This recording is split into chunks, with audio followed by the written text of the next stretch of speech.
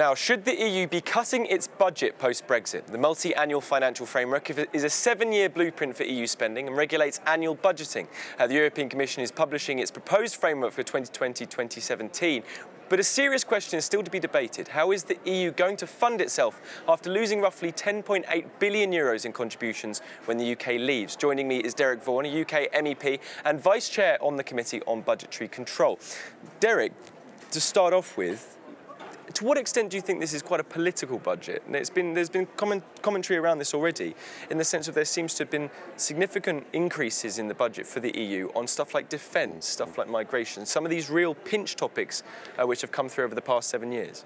When Juncker became the president of the Commission about 4 years ago, he said he wanted this to be a political commission, and I think he's done that, and I think this budget reflects that, and therefore you're absolutely right. I think what they've done is they've looked at what the EU has been spending money on in the past, and they've looked at new priorities, and they've decided to cut in certain areas.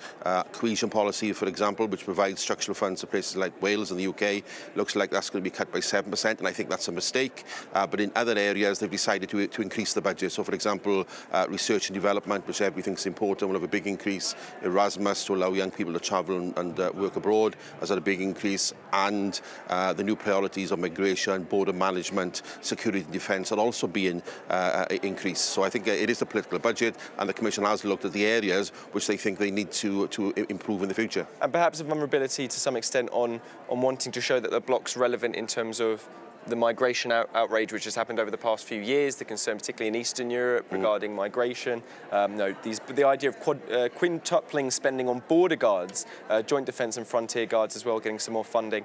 You know, it is quite, and actually the Commission in the proposal says a budget for a Europe that protects, empowers and defends. It's quite, you know, it's quite direct, that kind of language. Yeah, and there has been a migration crisis in the past, so in some ways this budget does come a little late. Lots of us would have liked spending on these issues a number of years ago.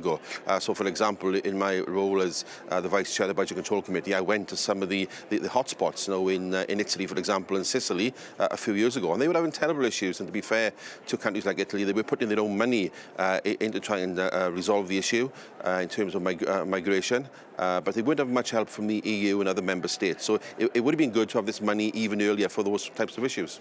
Now, one thing which, for a UK audience sitting at home, is, hang on a minute, they're losing roughly 10.8 billion euros, something like that, worth of contributions to their budget, and yet the EU budget doesn't seem to be showing much signs of compensating for that by making some kind of cuts and efficiency savings. How difficult is it going to be? This is obviously a Commission proposal, and this has got to go through the various layers. For the idea of more contributions from member states, more money needed to fill that black hole. How politically possible is that going to be, or is this a bit of a vision from the Commission which is going to go much further? But I think because of Brexit, the cut is likely to be even more than the 10.8 billion you quoted. Some people expect it to be between 30 and 50 billion euros a year less in the EU budget in the future. So the proposal from the Commission is this, to make up half the gap by asking for member states for increased contributions. And to be fair, a number of member states have said they will do that, particularly France, Germany and Ireland have said that, which I think is good. And the other way they're going to try and fill the gap is by having new own resources. So, for example, they will make proposals to have taxes on plastic packaging, for example, maybe on corporation tax and other issues as well. So that's the way they're looking to maintain the budget, a slight increase, but largely maintain what's gone on before. But of course, even within that, there are substantial cuts, and I think a 7% cut for cohesion policy, structural funds is a mistake. Foreign Minister Stef Blok of the Netherlands urged substantial cuts to offset the UK's departure, for example. That indicating that, you know, Netherlands is a relatively, you know, cohesive EU member. Even there's some political tensions over the idea of having to give more money over to the EU. Just how possible is it going to be to get a unified stance on giving more money to the institutions?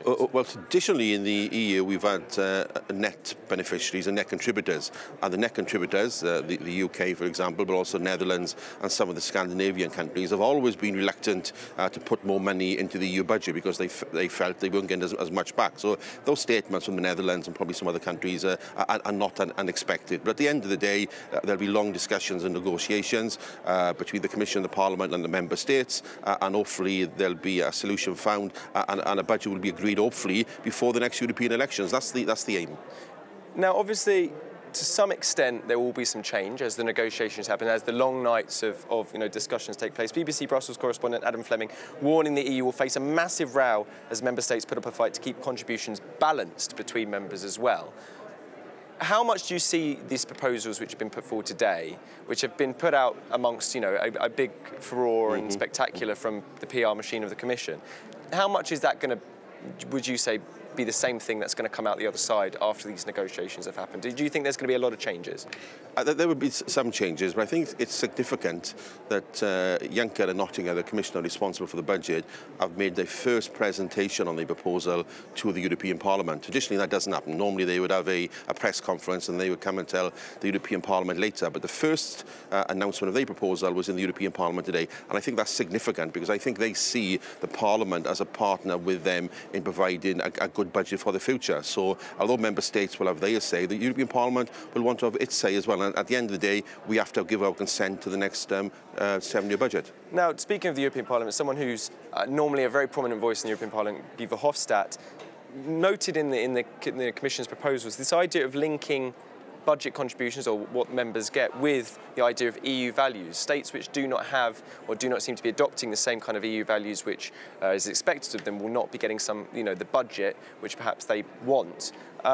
What's your view on that, the idea of scrutinising the democratic systems within countries or how liberal they are to their budget contributions? Is that, for some people, that might, particularly in some states, might be a bit of a forcing from the top down approach on politics? I think there has been a lot of concern within the European Parliament about countries like Poland and Hungary, for example, who get a lot of EU funds, but on the other hand don't seem to be adhering to EU values. So there's been a lot of discussion how we can address that problem. And the Commission today has come forward with some proposals linking the EU budget to EU values. But I think what the important thing to remember in their proposals is that they're not talking about penalising beneficiaries or universities or local authorities. They're not about penalising the governments, the member states, because what we don't want to do is to harm or damage individual citizens and communities. So I think that's an important element of the proposals. And how would that work? By taking away some kind of budgetary flow towards a government? Surely that does filter down into